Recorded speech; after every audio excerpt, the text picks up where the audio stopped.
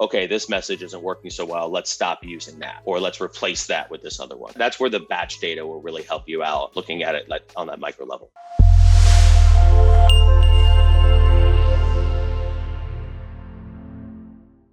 In launch control, how do we increase response rate for our textures? What are you seeing for response rate? Okay, well, like 13 to 20 is a very wide spread. So immediately, like if you're like 13 to 20, are you saying 13 to 20 like per day, or are you saying when you look down the batches? So yeah, so this is actually a really good question, right? So this is about looking at a KPI on two different levels, right? So what's your overall response rate, like average per day or average per week? It should be one of the main metrics on your dashboard. 14. Okay, so it's not awful. It's not even bad, really. So the challenge is this: there's going to be some things you can do to try and increase that.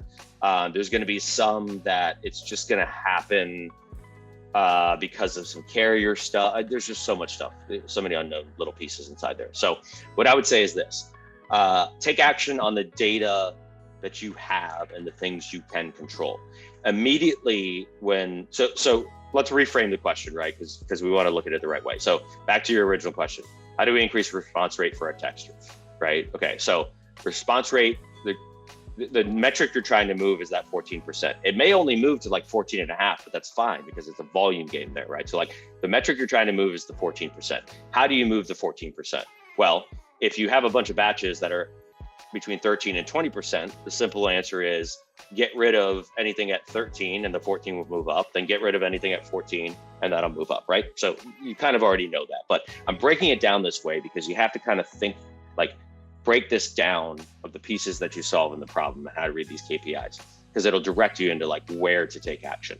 So now by saying it that way, right, to move the 14%, what we need to do is get into these batches, and the 13 percenters, we need to get those converting more like, how do we get them operating more like the 20, right? Take a look at those individual batches. This is one of the reasons those batches are done that way in there, is each batch has a specific message it's sending with it.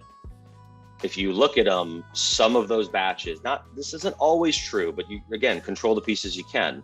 Some of those you're gonna find that like, okay, you know, X amount of the 13s or X percentage of the 13 percenters all had this same message. So clearly that's indicating that something's up with that message.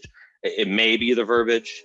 It may be that it's been used for too long or too aggressively. There's a lot of maybes, but like, instead of worrying about all that, okay, this message isn't working so well, let's stop using that, or let's replace that with this other one. That's where the batch data will really help you out, looking at it like on that micro level.